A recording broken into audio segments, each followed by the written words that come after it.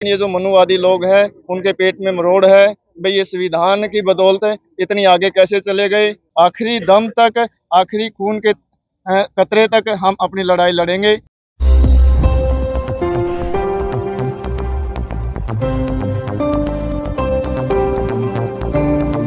प्रधान ने साथ में आकर के एफआईआर करवाई है, ऐसा नहीं है। वहाँ के लोग एक्टिव लोग हैं और उन्होंने एफआईआर दर्ज करवाने का काम किया। आपके चैनल के माध्यम से कहना चाहूंगा कि सभी साथी अपने अपने जिलों में अपने एप्लीकेशन दे, एफआईआर करवाएं। 0 एफआईआर हो जाएगी। हो सकता है कि भाई गांव के लोगों पर प्रेशराइज कर लें और एक समझौता बना लें। ये चीजें समझौता बना करके अनदेखा करने वाली नहीं है।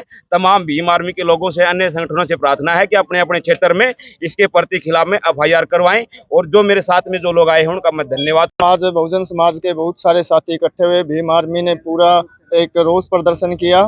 तो यहाँ पर हमने अल्टीमेट दिया है सरकार को और यहाँ का पुलिस प्रशासन को भी 7 दिन के अंदर अंदर हमारी जो डिमांड्स है उसको क्लियर किया जाए। अगर प्रशासन कोई ठोस कदम नहीं उठाता है तो हम आगे की कार्रवाई करेंगे।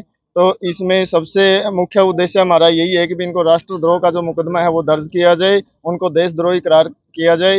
ये जो वर्ण व्यवस्था है, ये जो मनुवादी लोग हैं जिन्होंने हमारे ऊपर हजारों सालों से राज किया है, हमारा जो 85% मूल निवासी जो समाज है वो उत्पीड़ित रहा है। पहले ये वर्ण व्यवस्था के आधार पे जो आज का ओबीसी समाज है उसको इन्होंने शूद्र घोषित किया और जो हमारा एससी समाज है इन्होंने अछूत घोषित किया, जिसमें हमारे को बहुत तरीके की गुलामियां इन्होंने दी हुई थी। हमारे को शिक्षा का जो अधिकार था वो छीन लिया गया था। हमारी जो आर्थिक जो गुलामी थी, जो धन रखने की जो बिल्कुल ही इजाज़त नहीं थी हमारे पास, और भी बहुत तरह की गुलामियां थी। हमारे को धार्मिक, मानसिक, शारीरिक तरीके से हमारा उत्पीड़न होता था, जिसमें आज बाबा साहब ने हमारे को संविधान दिया है। लेकिन ये जो मनुवादी लोग हैं उनके पेट में मरोड़ है। भाई ये संविधान की बदौलत इतनी आगे कैसे चले गए? ये इन्होंने शिक्षा कैसे ग्रहण कर ली? ये कैसे पढ़ लिख करके आज अफसरों में इन्होंने प्रतिनिधित्व ले लिया, सरकारी नौकरियों में प्रतिनिधित्व ले लिया? आज ये इतनी आगे कैसे चले गए? इन लोगों ये नहीं चाहते, ये सामने आके खुद नहीं लड़ सकते, ना ही इन्होंने हमारे से कभी डायरेक्ट लड़ाई लड़ी है। ये दूसरे लोगों को उकसाते हैं, दूसरे लोगों को सामने करके लड़ाई लड़वाते हैं और जिससे हमारा जो समाज है वो आपस में ही बंट जाता है और जो असली जो दुश्मन है उसकी पहचान हम नहीं कर पाते। तो हमारा यही उद्देश्य है भाई जो असली जो दुश्मन है, जिसके कारण भाई इतनी बड़ी घटना हुई है, जो संविधान निर्माता है, जो बाबा साहब है, जो हमारे लिए सब कुछ है, जो हमारी जान से भी ज़्यादा हमें प्यारा है, उनकी जो दी हुई जितने भी हमारे को अधिकार है, उन अधिकारों को हम किसी भी कीमत पे जाने नहीं देंगे। आखिरी दम तक, आखिरी खून के कतरे तक हम अपनी लड़ाई लड़ेंगे। सभी साथियों को जय भीम, जय भारत।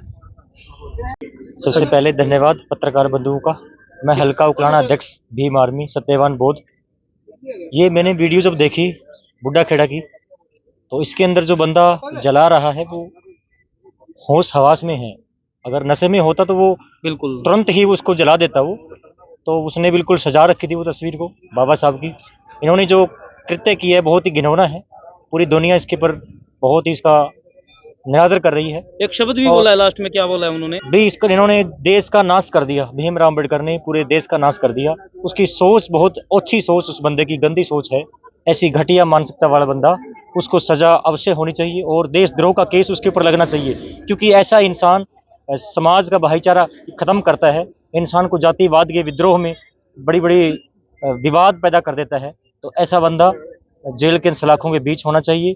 उसके ऊपर धाराओं के तहत अच्छी जो कार्रवाई बनती है वो धाराएं उस पर लगनी चाहिए। हमारी जो मांग है, जिस तरह से बाबा साहब अम्बेडकर साहब का जो अपमान किया है, वहाँ पर बाबा साहब की प्रतिमा, स्टैचू वहाँ पर रखी जाए आदर मान सम्मान के साथ। और दूसरी, वहाँ पर लाइब्रेरी खोल दी जाए ताकि वहाँ के जो बच्चे हैं अच्छी पढ़ाई करके उच्च शिक्षा प्राप्त कर सकें।